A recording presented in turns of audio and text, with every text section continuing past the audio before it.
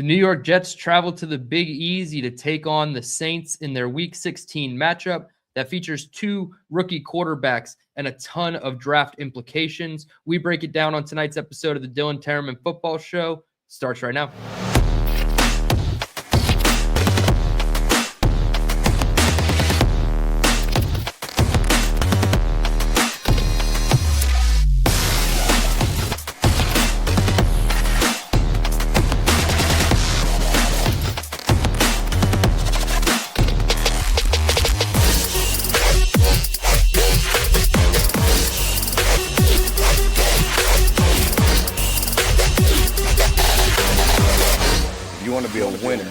Not only have to understand how to win, but to understand how to consistently win. What's going on, everyone, and welcome back to another episode of the Believe in Jets podcast. I am your host, DTereman, where we are previewing the Week 16 matchup between the New York Jets and the New Orleans Saints. The Jets come into this matchup with a 3-11 record as a 4.5-point underdog to the Saints, who are 4-10 on the season. According to FanDuel Sports, the over-under of this matchup is 40.5.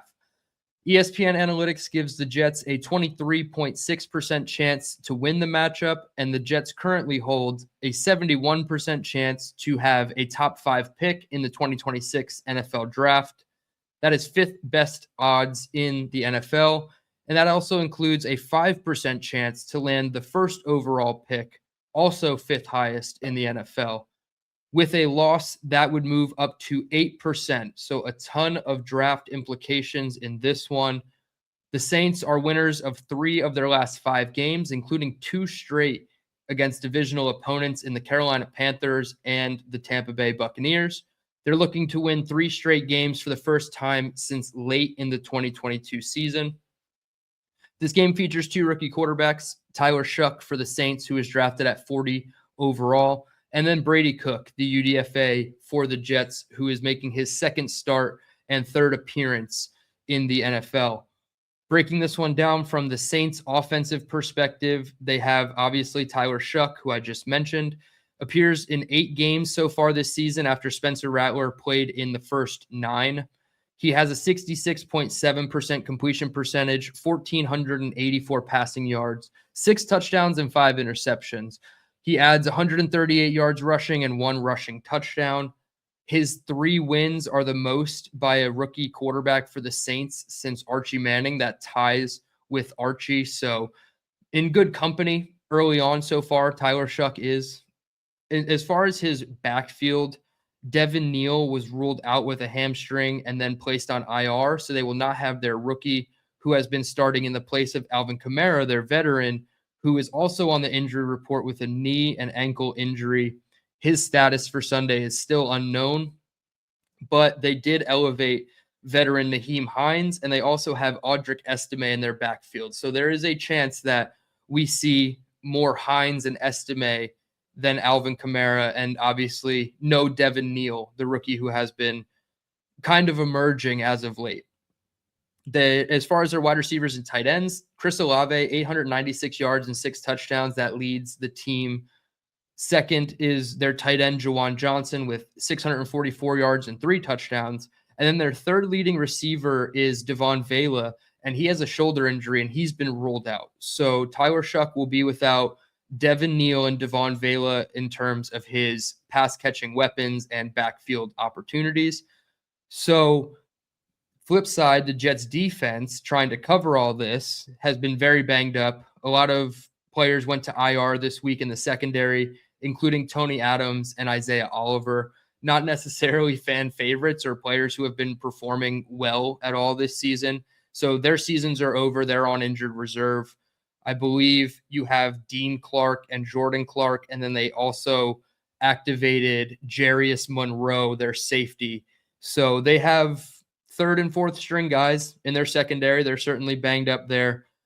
Linebacker rookie Kiko Malinois also trending like he's not going to play, as well as Eric Watts, their defensive lineman. So the Jets, in what is a very bad defense already, is becoming more and more banged up.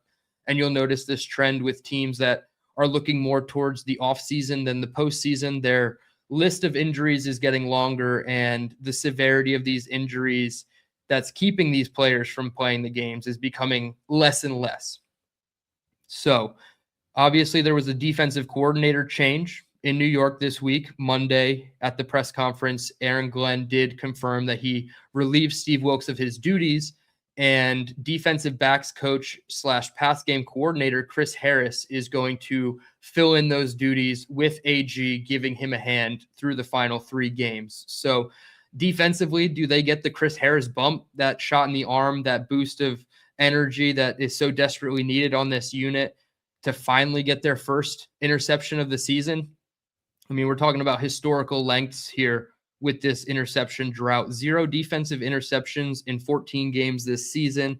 That is tied with last year's 49ers for the longest streak without an interception in NFL history, but it's also the longest from the start of a season in NFL history. So they are on pace to shatter an already terrible stat and make history in all the wrong reasons on this defense. So perhaps Chris Harris getting the elevation to DC for the final 3 games can help this unit, but it is looking pretty bleak, and you're already lacking execution, and now you're lacking the depth options that weren't even playing well to begin with. So definitely a lot to look at on that side of the ball in terms of, can anybody step up and make a play?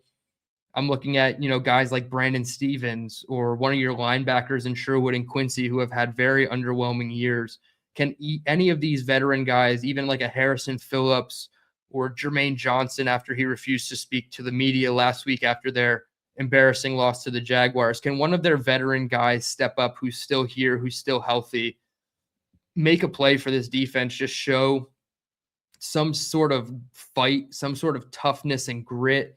I feel like it's just so lacking on that side of the ball that we're asking for basically any breadcrumb of success, right? That's really all it looks for in this defense, is somebody to step up, and hopefully Chris Harris gives them the shot in the arm, because this offense is not, very high powered. They have a lot of good weapons. I think Olave is a good player. Juwan Johnson, Alvin Kamara, if he was healthy, obviously he's a very formidable weapon. It's just, with Tyler Shuck having 6 touchdowns and 5 interceptions, there is opportunity. There's meat on the bone for the Jets to get an interception. I still think it's going to come in an unorthodox way, with like Juwan Briggs coming down with a deflected pass at the line of scrimmage or something silly like that. It's not going to be a DB reading a route and jumping it. So we'll see what Chris Harris can do. The expectations on that side of the ball are very slim, but all in all, when you're a 3-11 team and you're in full evaluation mode here in mid-December, you have to, cling to anything that looks like success and hopefully build upon that to end the season. Flipping over to the Jets offense versus the Saints defense, I'm looking at the front 4 for the Saints: Cam Jordan, Chase Young, even a Nathan Shepard revenge game to an extent. Cam Jordan leads the team with 6.5 sacks. Chase Young right behind him with 6. I think there's a very good chance that they can get after the passer. Obviously, it's Brady Cook for the Jets, so they're going to be, pinning their ears back whenever they can and trying to take advantage of the undrafted rookie. Their linebacker unit, obviously, we're going to talk about Demario Davis, one of my guys forever. The Jets let him go twice, and he has just continued to be, a consistent force for the Saints ever since. 123 total tackles, leads the team. The next most on the Saints is Pete Warner with 72. So he has 51 more tackles than the next leading guy. Demario Davis, 8th most tackles in the league right now, which is funny because he's right behind Jamie Sherwood at 7th with 129. So the linebacker tackle stat is a bit hollow, and the Saints obviously having 10 losses on the year, you can imagine that it hasn't always been the best for Demario Davis, but he is a consistent force back there. He does have 2 fumbles forced this year, 1 fumble recovery. So he's going to be around the football quite a bit, and I expect him to make his plays when he can. In their defensive secondary, Kool-Aid McKinstry leads the team with 3 interceptions, so 3 more than the entire Jets defense. And a funny thing that I saw while looking up their box score stats is only defensive backs on this team have interceptions, no linebackers, no defensive linemen by chance. It's only DBs. McKinstry has 3, team leading. Alontae Taylor has 2. Justin Reed, Jonas Sanker, and Quincy Riley are all tied with 1. So they're definitely able to take the ball away. Kool-Aid McKinstry, you would assume, would be matched up most often with like an AD Mitchell on the boundary.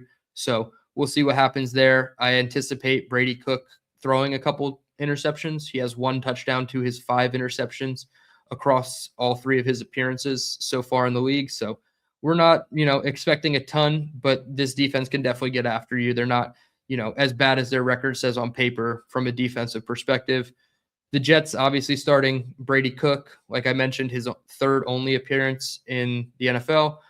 Breece Hall is gutting through injury. You can tell he's not really the same player he was in like the beginning and middle portions of the season, even, which some people still claim is not the Breece Hall that we had a couple years ago, and that's very fair. But the last couple games, he's looked a little beat up, and he hasn't had as much success, but he's only 100 yards away from 1,000 yards this season, so I anticipate him gutting it out, trying to get that extra 100 to put him over that milestone, because after getting shorted by 4 yards 2 years ago and ending with 996 because the old regime couldn't count on the sideline, he definitely wants that 1,000 yards. So I anticipate Breece still being in the game throughout the remainder of these 3 last few weeks. Mason Taylor is trending towards being out. He has a neck injury. I'm kind of worried that we don't see Mason Taylor again for the rest of the season. Unfortunately, you have to be okay with it at this point, because if he's not 100% healthy, there's no point in risking trying to bring him back, especially with a neck injury. I just feel like it's too, it's too close call with those types of injuries that it's not worth rushing him back. We kind of know what he is so far and what he could be in this offense. Obviously, there's a little bit of projection still left with him being a rookie, but I think what he's put on tape so far is enough in his rookie campaign where you can shut him down and have him ready for camp next year. So I think he's trending towards being out. Some positive injury news, however, is both quarterbacks, Tyrod Taylor and Justin Fields, look like they're getting healthy. Justin, I believe, was limited today, but they added a knee injury to Tyrod Taylor on top of the groin injury. So we're not sure when these injuries keep popping up for him, but they're somewhat getting healthy. And evidence of that was them cutting Adrian Martinez earlier in the week. He goes back to San Francisco's practice squad. And then they worked out and signed today Hendon Hooker to the practice squad. So perhaps Fields is more healthy than Taylor. I don't think Fields is going to put on a Jets jersey for the rest of the year. I think they're just going to give him an earpiece and a clipboard or a play calling sheet, and that's going to be it for Justin Fields. So maybe Taylor gets healthy for one of the next 2 games after this one, but if he's got the knee injury that just popped up on top of the groin, we'll see what happens there. But we do have Hendon Hooker in the fold. They just signed him today, Thursday morning, so there's a chance that he's activated as your emergency guy, but if he's your backup this week going into the Saints game on three days notice, I feel like that's pretty sketchy in an already sketchy situation for your quarterbacks.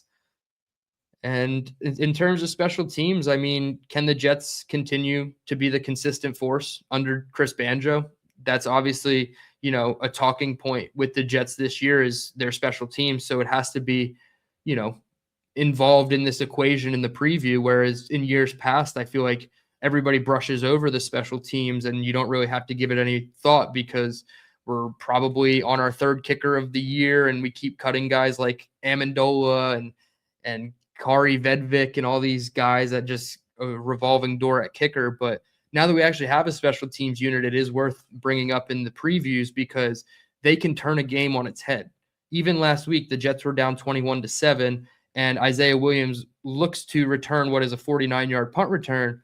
Obviously, the kind of ticky-tack, out-of-bounds penalty on Trey Brown was I don't know. I'm not going to get into the officiating this year because it has been just inconsistent, but consistently bad throughout the entire league, not just the Jets. But it was about to be a 21-14 game because the special teams made a big play in a big moment, and Isaiah Williams is pretty unstoppable in these ball games. So notice they only kicked the ball out of the back of the end zone or into the end zone where they had to take a knee every single time because they respected the Jets return unit that much, where Cam Little just put it out of the back of the end zone as many times as he could. So they were willing to let the Jets start at the 35-yard line and not risk a bigger return by Nwangu or Isaiah Williams. So we'll see, but the special teams, they can continue being the bright spot of this team and keep us in ball games, just like a defense can keep you in a ball game if they're able to take the ball away. They can, special teams flips the field in an instant,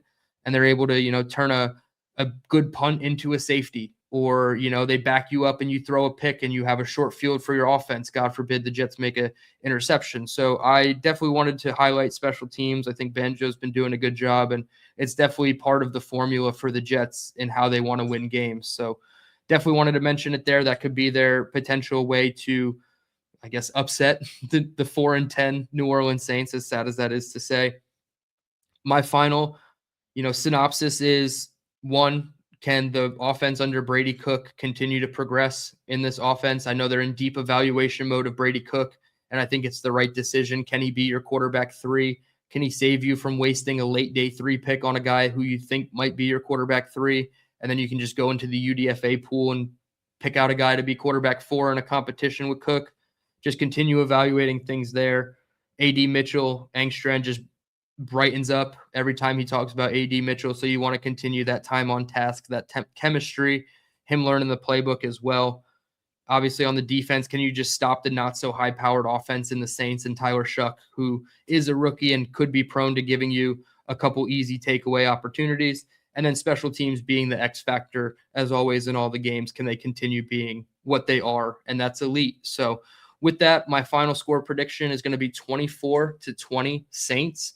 I just don't think the Jets get it done. The talent disparity, it's not there. The Saints have us in terms of talent.